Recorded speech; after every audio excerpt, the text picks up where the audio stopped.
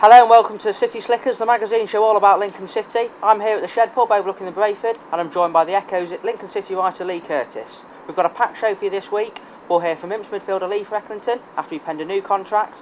Also City boss Peter Jackson and Lee Ridley ahead of the game against Wycombe Wanderers. Wiley, let's talk about Lee Frecklington first. He signed a new contract this week. Great news. Yeah, absolutely fantastic news for the football club. I think we spoke about this last week, how talks were going and they were progressing well. And obviously Lee stayed true to his word. He said he wanted to stay at Lincoln. He's proved that by signing a new contract. It's all happened very quickly, hasn't it? Bit of a surprise? Well, as I understand it, the talks have been going on for quite some time. So, but obviously there's a lot to get through. I mean, obviously Lee's a player of high value for Lincoln. So I'd imagine negotiations would have been quite complicated. And but obviously they've come through it. They've both agreed, and I think that's fantastic news. You know, Lee's a great player, and certainly if Lincoln are to get out of this division, they need to keep players like Lee Frecklington at the football club. But in the future, you won't be surprised if he does still move on before 2011 because he's such a quality player, and someone could come in for a big bid of him, couldn't they? Yeah, absolutely. I mean, you know, I don't think it's any secret of how good a player Lee is. I mean, I like him. I think he's a fantastic asset. I think you know, and people forget that he's still only 22 years of age, and you know, he's still got room to develop and become even better than he is now. And certainly, you know, when Peter Jackson talks about him, he rates him as one of the best midfielders outside the Championship, and I'd have to agree. I think he's a quality player, but let's praise Lee in all of this, because you know, it could have been quite easy for him to go away and quadruple his wages at Peterborough United, but people talk about a lack of loyalty in football, but Lee stayed true to his word, and I think he should be commended for that. Just got to get him fit now, haven't they? Yeah, I mean, fantastic player, and you know, but saying that, you know, Lincoln have been on this great run of results, and he hasn't been in the team. So, but you know, obviously when he is fit, I'd imagine Peter Jackson will put him straight back in the team again. You know, I think creatively he's Lincoln's best player. He can make things happen. Got a great eye for a pass. Got good vision and can score wonderful goals as well. Now we caught up with Lee Frecklington shortly after he signed his new deal. Here he is now.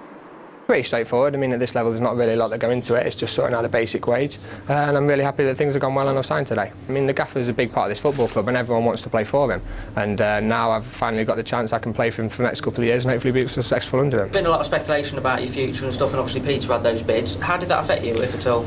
It didn't really affect me personally. That's my phone going off. It didn't affect me personally. Obviously I play as well as I can on the pitch, and things outside the game I can't really control, so it's just a matter of getting on with it, and whatever happens happens. I want to play football as hard as I can, like any footballer, and playing well for Lincoln City is the only way that can happen for me, so I'll keep doing that, and then, as I say, whatever happens happens. Moving on, you're injured at the moment. How's that going? It's going well. Obviously it's a bit frustrating being on the sidelines, but I've been out for a couple of weeks now. It feels a lot stronger, and hopefully I'll be back playing soon. Rightly, Peter Jackson takes charge of his last game before he takes time off to undergo treatment for throat cancer tomorrow. It's going to be an emotional day, isn't it? Yeah, emotional day for everyone concerned at the football club, you know, especially for Peter and his family, who I understand they're all going to be there tomorrow. It will be emotional for the fans as well, who've really taken Peter into their heart since he joined the football club, and you know, let's hope that the team can sign off his reign with a win. He's gone out on a high already because he's got manager of the month. Fantastic. Yeah, well, I mean, he should have been guaranteed that anyway. It would have been a travesty had he not got it. I think what he's achieved, you know, he's not brought a lot of players into the football club. He's stuck by with the squad that he inherited. You know, the run that he's been on has been absolutely fantastic, and you know, unlike other teams in the division who can go out and spend £400,000 on a goalkeeper, not mention any teams like Peterborough United, of course, but you know, it even makes it more remarkable, really. And he's left the team in a great position. Absolutely, that's yeah. what it was. Well, absolutely, yeah. I mean, when he took over, they were second from bottom in November, and steadily, you know, they've improved all the time, and you know, certainly they're in a lot healthier position now. I think a lot of players are playing with a bit more confidence. Certainly, people like Paul Green who've transformed since Jackson's took charge. We've also seen the emergence of Danny Hone.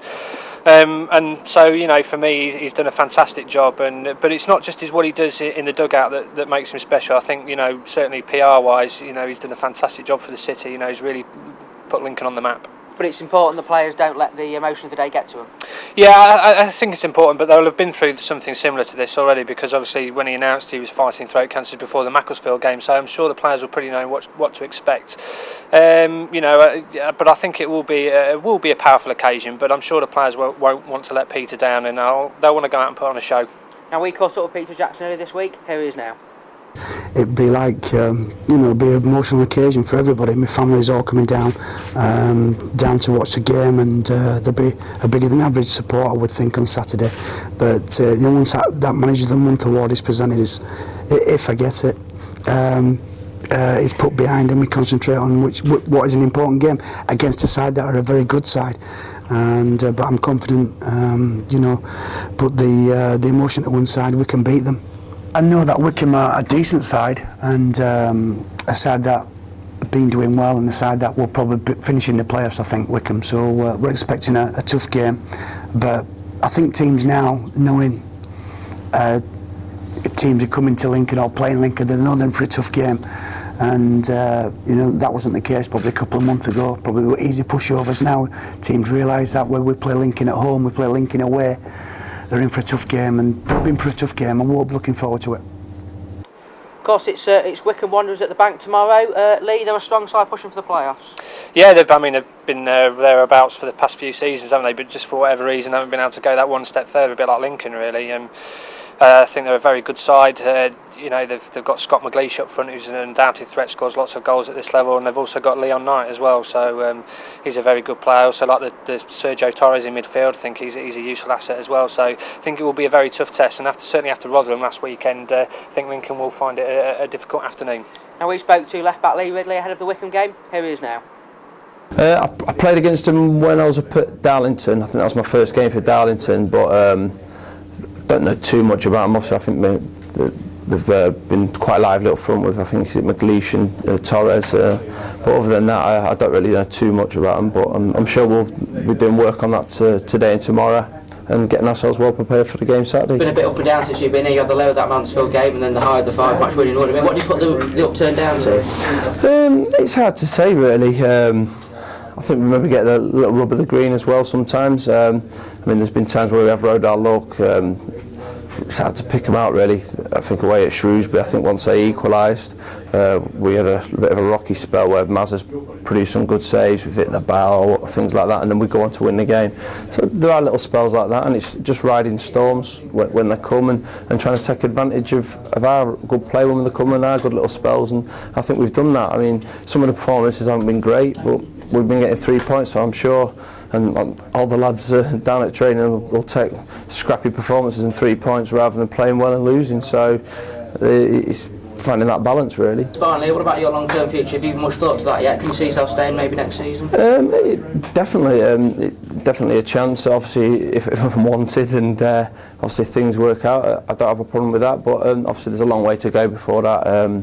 Still got 2 years down at Cheltenham, so there are lots of complications. I've not even sort of started speaking about anything like that yet. So. Still a long way to go this season yet, really, isn't there? Well, that's it, exactly. Yeah, we're not out of trouble yet. And it's easy to sort of think that, don't need to worry about behind us, and we'll start looking forward. Still got to go in with the same attitude we've had for the last 10 games, and if we keep playing like we have done and keep picking up results, shouldn't have to worry about behind us, and we can maybe start looking forwards. Right, Lee, it's prediction time now. How's it going to go against Wycombe?